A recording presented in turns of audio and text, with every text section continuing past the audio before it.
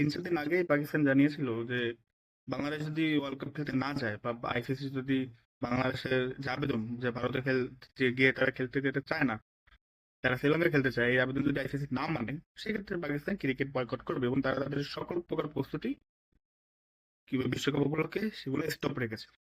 তো গতকাল বাংলাদেশের পক্ষ থেকে যখন জানিয়ে দেওয়া হয় যে তারা ইন্ডিয়া যায় খেলতে এখনো রাজি নয় এবং এটা ফাইনাল, এখন আইসিসি প্রেস রিলিজ দেওয়ার পর এই বিষয়ে ফাইনাল পাকিস্তান সরকার বা পিসিবি হয়তো বা একটা ভূমিকা নিবে।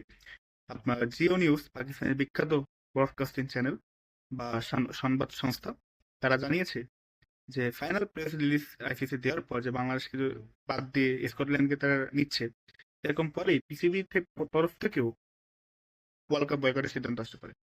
কারণ পিসিবি বলেছে যে বাংলাদেশের দাবি ন্যায়সঙ্গত এবং যুক্তিসঙ্গত।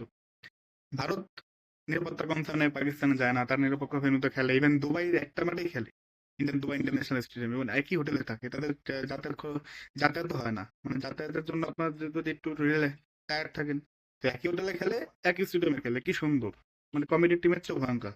আর বাংলাদেশ নিরাপত্তা কনসার্ন দেখাচ্ছে, তারপর আইসিসি কি বলতেছে, এই যে প্রতিষ্ঠান কি বলতেছে যে না, নিরাপত্তা কনসার্ন নাই, কারণ এটা হচ্ছে বিসিসিআই আর জয়শা বসে গেছে, জয়শের কাছ থেকে আপনি জিজ্ঞাসা করেন।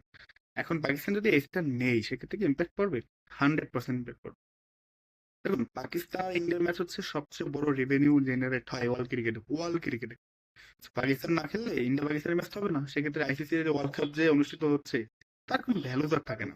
আবার অন্যদিকে বাংলাদেশ পাকিস্তান, ওটা হচ্ছে সবচেয়ে বেশি ক্রিকেট জনপ্রিয় তালিকার দেশ। তো বাংলাদেশ থেকেও বাংলাদেশকে বাদ দিয়ে দিলেন, পাকিস্তানও বয়কট করলো, বাংলাদেশও বয়কট করলো। তো বাংলাদেশে আপনার কত, 20 কোটি, পাকিস্তানে 25-30 কোটি, 50 কোটি লোক অলরেডি আপনি ভিউয়ারশিপ হারালেন। তো ব্রডকাস্টিং ইস্যু, আদার্স যে ইস্যুগুলো রয়েছে মিডিয়ারাই, সেগুলো কিন্তু স্বাভাবিকভাবে স্পন্সরশিপ, সেগুলো কিন্তু স্বাভাবিকভাবেই আপনার ফল ডাউন করবে।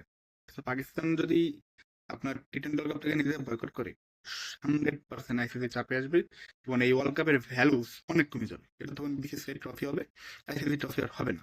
তো পাকিস্তানের এই সুযোগ, পাকিস্তানের মিডিয়াও বলছে যে এই সুযোগ ইন্ডিয়ান ক্রিকেট কাউন্সিলকে ওপেন চ্যালেঞ্জ করা, যে না, আমরা আছি, আমরা আলাদা কিছু করতে চাই।